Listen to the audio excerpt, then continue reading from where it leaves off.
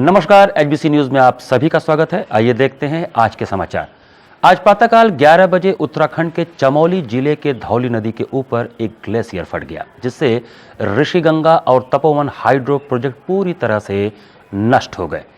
इस प्रोजेक्ट में काम कर रहे कई मजदूर मृत्यु को प्राप्त हो गए और कई अभी भी लापता हैं। नदियों में बाढ़ का पानी बढ़ गया है, जिससे ऋषिकेश और हरिद्वार तक अलर्ट जारी कर दिया गया है। इस विषय में बनारस में आज केंद्रीय मंत्री महेंद्र नाथ पांडे से बात किया गया, तो उन्होंने बताया कि उत्तर प्रदेश के भी कई तटवर्ती जिलों में अलर्ट जारी कर दिया गया है ताकि जान माल की हानि न हो सके। चमोली की घटना पर सरकार ने तत्काल संज्ञान लिया। एनडीआरएफ की टीमें भेजी जा चुकी हैं। प्रधानमंत्री श्री नरेंद्र मोदी जी ने वहां के मुख्यमंत्री से तत्काल बात किया, लगातार संपर्क में बने हुए हैं। पूरी कोशिश हो रही है कि इस प्राकृतिक आपदा में कम से कम जनधन हानि हो और लोगों को त्वरित राहत पहुंचे। एनडीआरएफ एक्टिव है। ऋषिकेश के चमोली जिले के धौली नदी के ऊपर ग्लेशियर के फट जाने से एक बार की भारी मात्रा में पानी का बहाव बढ़ गया, जिसके चलते ऋषिगंगा और तपोवन हाइड्रो प्रोजेक्ट पूरी तरह से तबाह हो गया। इस प्रोजेक्ट में काम कर रहे मजदूर या तो लापता हैं या मारे गए। डीजीपी उत्तराखंड ने बात करके बताया कि टनल में फंसे हुए सारे मजदूरों को सही सलामत बाहर निकाल लिया गया है। इसके चलते ऋषिकेश और हरिद्वार में अलर्ट जारी कर दिया गया है। जोशीमठ तपोवन आपदा के बारे में स्पष्ट करना चाहूँगा कि ये दुर्घटना लगभग 11 पौने 11 बजे की है, जब एक अवलांच आया और उसने ऋषिगंगा पावर प्रोजेक्ट को जो है पूरी तरह से तोड़ दिया और वहाँ पे जो कर्मचारी काम कर रहे थे वो सब मिसिंग है ऑलमोस्ट। उसके आगे तपोवन में भी एक पावर प्रोजेक्ट था एनटीपीसी का, वो जो है उसको भी इम्पैक्ट किया है। वहाँ भी 150 के करीब कर्मचारी थे, किंतु वहाँ कुछ लोगों के टनल में होने की सूचना प्राप्त हुई है, जिसमें हमारा उत्तराखंड पुलिस की एसडीआरएफ टीमों का प्रयास जारी है उनको बचाने का। ये और बड़ी बात बताना चाहूँगा कि जो पानी और मलबा जो आगे आया नीचे डाउन स्ट्रीम में, हमने सबको अलर्ट कर दिया था, पूरे एरिया को खाली करा दिया था गंगा के किनारे, जिससे कि कोई और फर्दर उसमें डैमेज ना हो। वो पानी अब श्रीनगर में डैम है, वहाँ पहुँच के वो पूरा स्टेबल हो गया। उससे आगे अब कोई खतरा, किसी तरह का खतरा किसी को नहीं बचा है। ये मैं हरिद्वार, ऋषिकेश, मुनि के रेती और ब्यासी देवप्रयाग के लोगों को ये बताना चाहूँगा। कौन गया?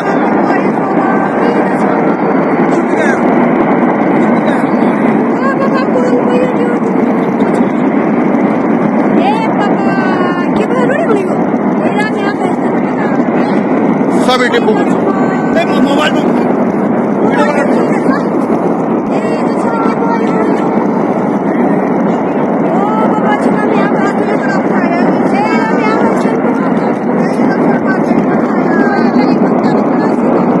बाग मंदिर तो वीडियो के हाँ मंदिर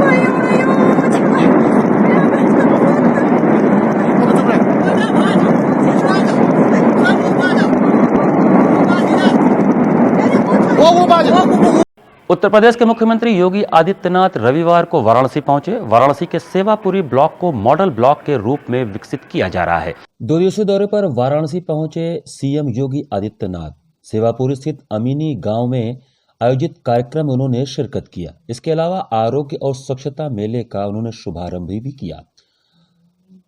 सेवापुरी ब्लॉक को आदर्श ब्लॉक बनाया जा रहा है, इसलिए वो आदर्श ब्लॉक की हकीकत को स्वयं परखे। इसके अलावा प्राथमिक विद्यालय और आंगनबाड़ी केंद्र का भी उन्होंने जायजा लिया। कांग्रेस के पूर्व विधायक अजय राय ने सरकार से सुरक्षा की गुहार लगाई है। कांग्रेस नेता ने आरोप लगाया कि कोर्ट के आदेश के बाद भी उन्हें सुरक्षा नहीं दिया जा रहा है। उन्होंने मुख्तार अंसारी से अपनी जान का खतरा बताया है। बता दें कि इससे पहले पूर्व कांग्रेस विधायक अजय राय के भाई की भी हत्या हो चुकी है, जिसका आरोप मुख्तार अंसारी के सहयोगियों पर लगा था कि 3 अगस्त 1991 को मेरे बड़े भाई स्वर्गीय अवधेश राय जी की हत्या हुई थी। उसमें मैं उनके साथ था, चश्मदीद गवाह हूँ। वादी मुकदमा भी हूँ, जिसमें मुख्तार अंसारी मुख्य मुल्जिम है और उनके खिलाफ ये मुकदमा चल रहा था। बम ब्लास्ट हुआ था कचहरी में जब हम लोगों का जिरह चल रहा था बनारस में, कलरा साहब की कोर्ट में। उसके बाद इन लोगों ने उसको स्टे करा दिया था। वो स्टे वैकेट हम लोगों ने कराया है और वो पूरी तरीके से 1-2 तारीख अभी बीच में भी पड़ी थी पहले भी, जिसमें सुरक्षा इन्होंने नहीं दिया, मेरी जानकारी में नहीं है। फिर अभी ये 9 तारीख को उस पर इलाहाबाद कोर्ट में मुझे जाना है, स्पेशल कोर्ट में 6 बजे हम सब लोग सुबह संकट मोचन मंदिर दर्शन करके हम लोग सब लोग इलाहाबाद के लिए प्रस्थान करेंगे और निश्चित तौर से मुख्तार अंसारी के खिलाफ हम लोग उसमें जो भी प्रोसीडिंग बची है उसको पूरा करेंगे और उनको सजा दिलाएंगे। अजय ने बताया कि सीएम योगी आदित्यनाथ को पत्र लिखकर पूरे प्रकरण से अवगत करा दिया गया है। सीएम को पत्र लिख दिया, अवगत करा दिया। एमपी एमएलए कोर्ट का आदेश का है कि इनको सुरक्षा 24 घंटे राउंड द क्लॉक इनको सुरक्षा की जाए, ताकि दुर्दांत अपराधियों के खिलाफ ये इन गवाही कर रहे हैं, जिरह कर रहे हैं, इनको सुरक्षा दी जाए। उसके बाद ही मुझे कोई सुरक्षा नहीं दी गई और हमने मुख्यमंत्री को अवगत कराया है कि तत्काल जो है हम लोगों को सुरक्षा दी जाए, हम लोगों की हिफाजत की जाए। पीएम मोदी के खिलाफ कांग्रेस के प्रत्याशी रहे अजय राय ने सीएम योगी आदित्यनाथ की सरकार के लोगों पर मुख्तार अंसारी को बचाने का आरोप लगाते हुए कहा कि सरकार के लोगों के द्वारा लगातार उन्हें प्रताड़ित किया जा रहा है। मुख्तार अंसारी से उनके परिवार के सदस्यों को जान का खतरा है, यह सभी जानते हैं, लेकिन इसके बावजूद उनके शस्त्र लाइसेंस को रद्द कर दिया गया। जो लोग आरोप लगाते हैं कि पंजाब की कांग्रेस सरकार मुख्तार की सहयोग कर रही है, तो यह गलत है। सरकार खुद मुख्तार अंसारी को यूपी नहीं लाना चाह रही है। यही वजह है कि आज उन्हें सीएम को पत्र लिख पूरे प्रकरण को बताना पड़ रहा है। वहीं उन्होंने बीजेपी पर जुबानी हमला करते हुए कहा कि यदि सरकार उन्हें सुरक्षा नहीं देती है तो वह 9 फरवरी को एमपी एमएलए कोर्ट जाकर इसकी शिकायत करेंगे। ये भारतीय जनता पार्टी के लोग जो अपराधी रहते हैं, चोर डकैत रहते हैं, वो जब इनके साथ आते हैं तो संत हो जाते हैं। आरोप ये लगाया जा रहा है कि कांग्रेस की जो सरकार है वहाँ से उनको रिलीज नहीं कर रही, यूपी नहीं भेज रही है। ऐसा कौन सा कानून है? आप कानून के तहत आप ले आइए। आप जब जाएंगे, लाना चाहेंगे तो बिल्कुल लाएंगे। प्रदेश में सरकार आपकी है और केंद्र में भी सरकार आपकी है। आप ले आइए उनको, ले आकर अस्पताल में अगर बीमार हैं तो यहाँ उत्तर प्रदेश के अस्पताल में उनका इलाज कराइए। कौन लोग बचा रहे हैं जानकारी? सीधे सीधे भारतीय जनता पार्टी के लोग उस पर राजनीति कर रहे हैं। कौन है कुछ नाम? अरे मुख्यमंत्री शामिल उसमें होंगे, प्रदेश के मुख्यमंत्री होंगे, इनके मंत्रीगण होंगे, इसमें इनके लोग शामिल होंगे। अब ये लोग आप उनसे पूछिए कौन लोग उसमें शामिल हैं। मेरा सीधा आरोप है कि भाजपा की सरकार उनकी मदद कर रही है, हम लोगों को सुरक्षा नहीं दे रही है। हमारे पास कोई सुरक्षा नहीं है और हम सब लोग उसमें मुख्य गवाह हैं, चश्मदीद गवाह हैं। अगर आजकल मेरे साथ कोई घटना घट जाएगी, इसकी जिम्मेदारी किसकी होगी? उत्तर प्रदेश सरकार की होगी, योगी सरकार की होगी। सारनाथ क्षेत्र में अभी हाल ही में मासूम बच्चे विशाल की हत्या के पीछे उसके पड़ोसी का ही हाथ निकला। पड़ोसी ने विशाल को पतंग दिलाने के बहाने ले जाकर गला दबाकर उसकी हत्या कर दी। इसका खुलासा वाराणसी के वरिष्ठ पुलिस अधीक्षक अमित पाठक ने किया। विगत 29 तारीख को हुए 6 वर्षीय बालक की हत्याकांड का वरिष्ठ पुलिस अधीक्षक वाराणसी अमित पाठक ने खुलासा किया है। ज्ञात हो कि पैसे की लालच में पड़ोस में ही रहने वाले व्यक्ति ने 6 वर्षीय बालक की निर्मम हत्या कर दी।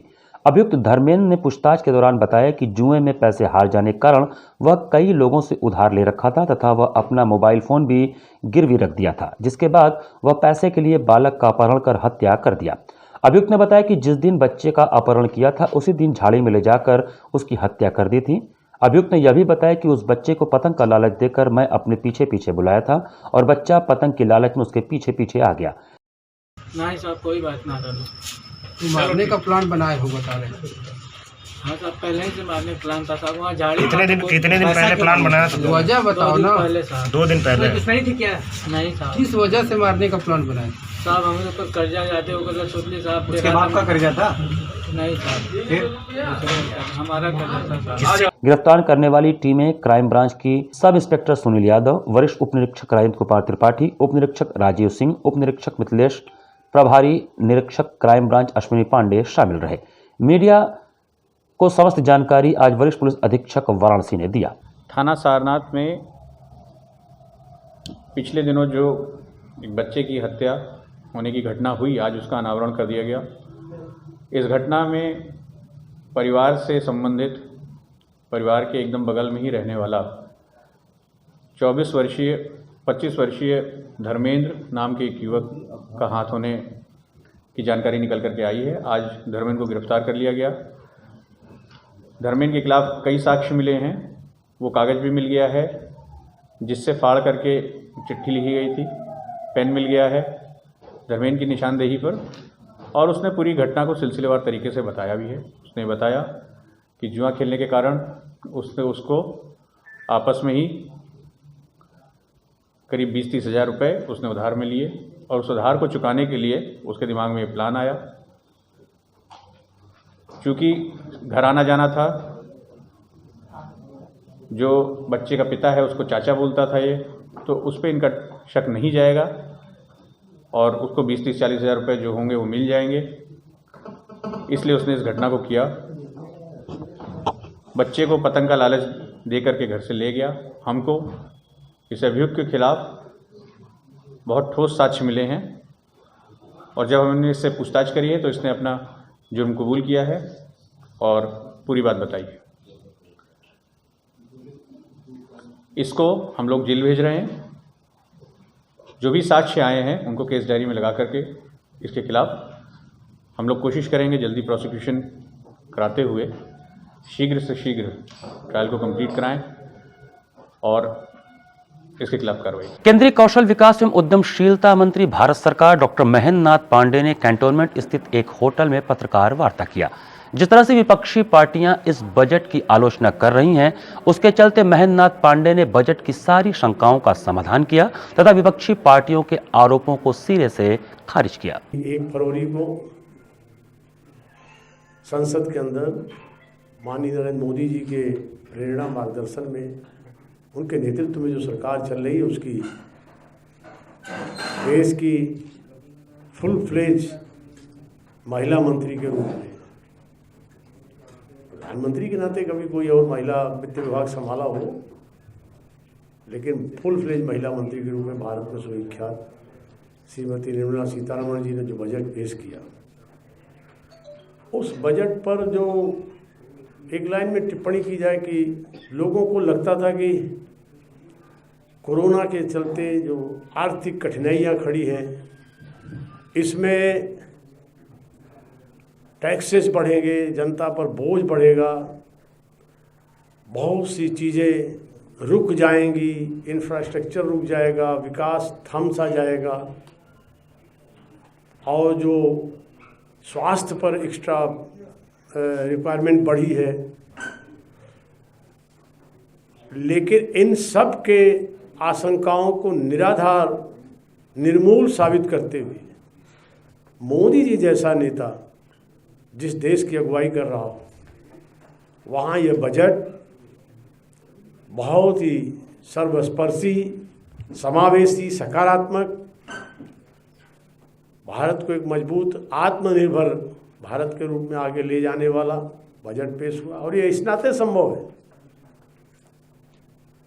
कि जो नेता है, शासक है, मोदी जी तो प्रधान सेवक के रूप में अपने को रखते हैं, उनके अंदर 3 चीज़ों का होना जरूरी है: करुणा, संवेदना और दृढ़ता।